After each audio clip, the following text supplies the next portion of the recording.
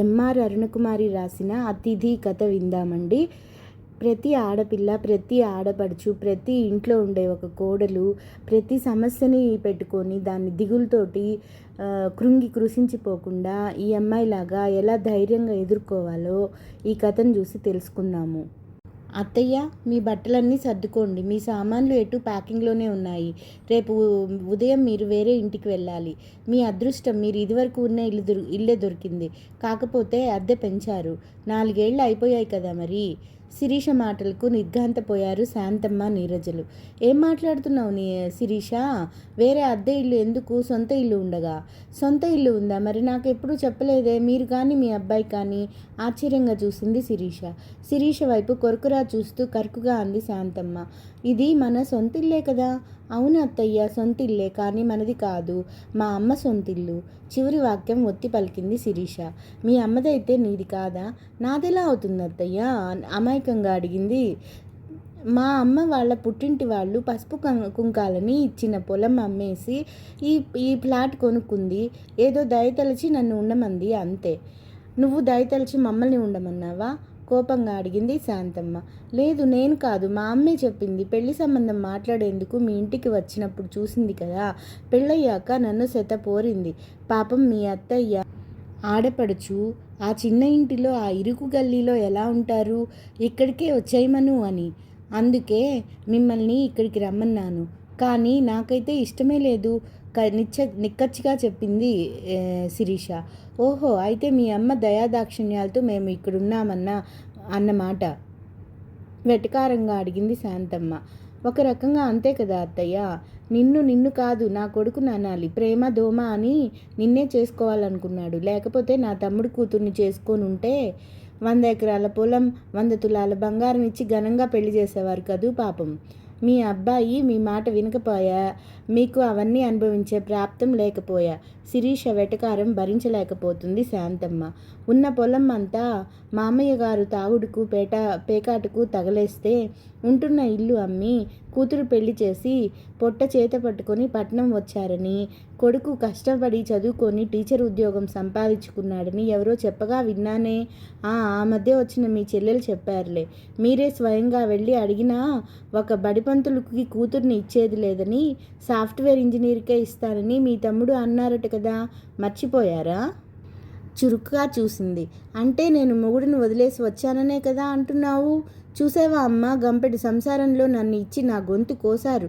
చాకరీ చేయలేక ఆ నరకంలో ఉండలేక వచ్చేస్తే ఈవిడ చేత మాటలు పడాల్సి వస్తుంది. నీరజ వలవలా ఏడవసాగింది. అయ్యో, ఏడవకే నా తల్లి. మనమేమీ ఈవిడి గారి సొంత సొమ్ము తిని బతకడం లేదు. అన్నయ్య సంపాదన తింటున్నాం గాని అని కూతుర్ని ఓదార్చి శిరీష వైపు తిరిగింది ఆ శాంతమ్మ. అంటే ఏమిటి నీ ఉద్దేశం? నా కూతురికి మాట్లాడే స్వాతంత్రం లేదా? అత్తగారితో ఆడపడుచుతో వ్యవహరించే పద్ధతి ఇదేనా? అసలు మీ అమ్మ పెంపకాన్ని అనాలి. మా అమ్మ మాట ఎత్తితే బాగుండదు. తర్జని చూపిస్తూ నిప్పులు గక్కింది శిరీష. మీకు అసలు అర్హత కూడా లేదు. డోర్ బెల్ మోగితే వెళ్ళి తలుపు తీసింది శిరీష. బాబును ట్యూషన్ నుంచి తీసుకొచ్చిన మోహన్ లోపలికి రాగానే శోకాలు మొదలుపెట్టారు తల్లి కూతుర్లు. ఒరే మోహను, నీ భార్య మమ్మల్ని ఎన్నెన్ని మాటలు అంటా ఉందో తెలుసా?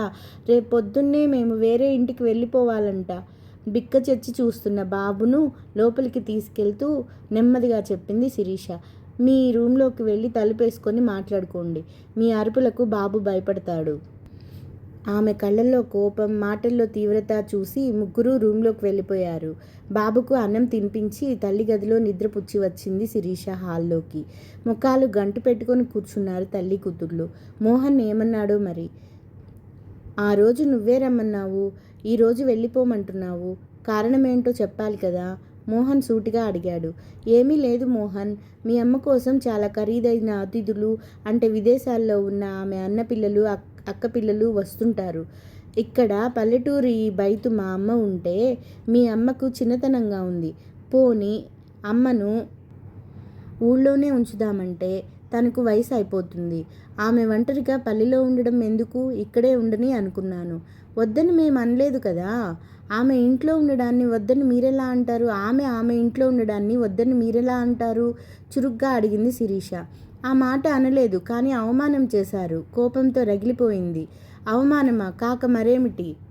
మధ్యాహ్నం మీరు చేసిందేమిటి? గద్దించింది. అమెరికాలో ఉన్న అన్న కొడుకు ధీరజ్ వచ్చాడని తెలిసి తనే ఫోన్ చేసి భోజనానికి రమ్మని పిలిచింది శాంతమ్మ.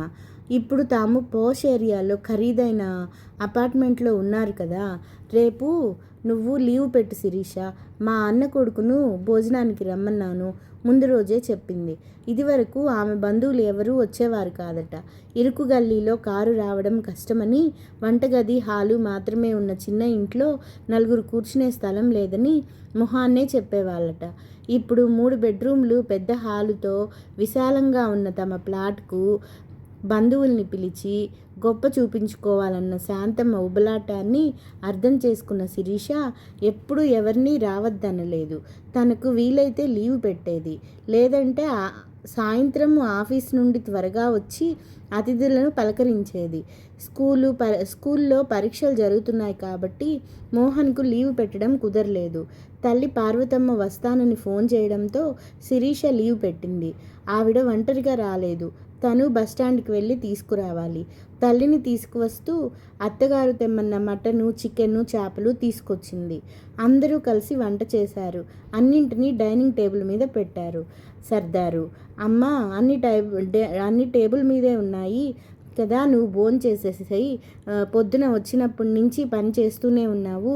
తినేసి కాసేపు పడుకో, బాబుకు అన్నం తినిపించి వస్తాను అంటూ క్యారియర్స్ తీసుకొని వెళ్ళింది శిరీష.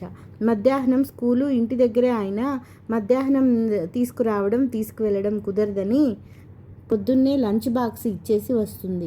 ఎప్పుడన్నా లీవ్ పెట్టినప్పుడు స్కూల్కి వెళ్ళి అన్నం తినిపించి వస్తుంది.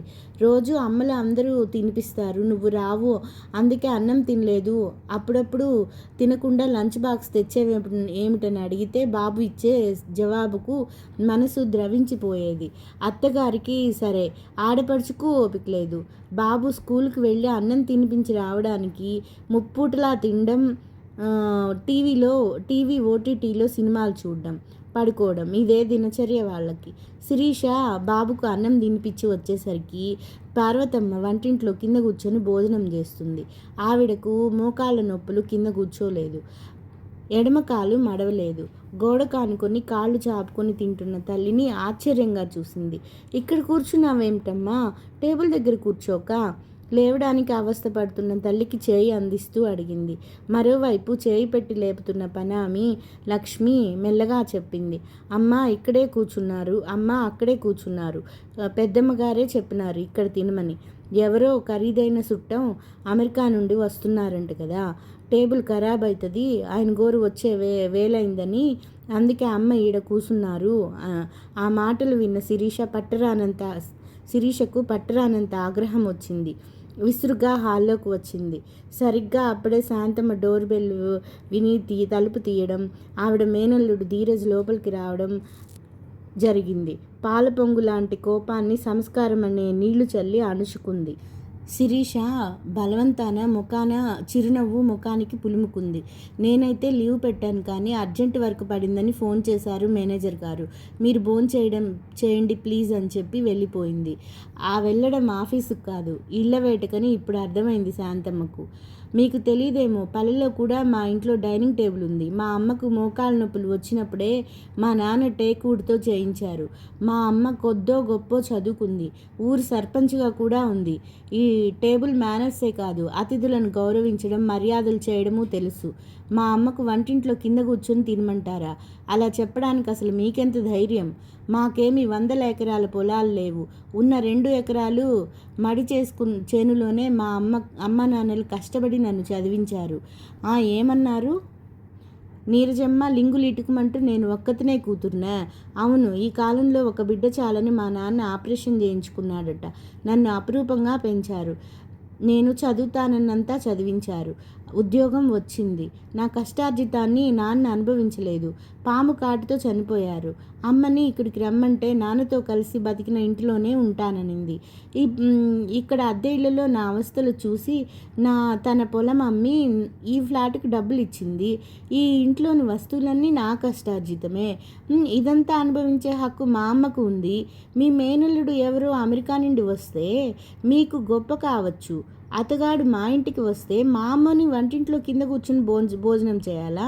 అతని ఇంటికి అతిథి మాత్రమే. కానీ మా అమ్మ ఈ ఇంటికి ఓనర్. కోపం ఆవేశంతో రొప్పుతుంది శిరీష. రేపు ఉదయం మీరు వెళ్ళిపోవాల్సిందే. నేను మా అమ్మతో ఇక్కడే ఉంటాను. మోహన్, నీకు నీ భార్య బిడ్డలు కావాలంటే ఇక్కడుండు. మీ అమ్మ చెల్లె కావాలంటే వాళ్ళతో వెళ్ళొచ్చు. నాకేం అభ్యంతరం లేదు. స్థిరంగా తన నిర్ణయం చెప్పి తన గదిలోకి వెళ్ళిపోయింది శిరీష.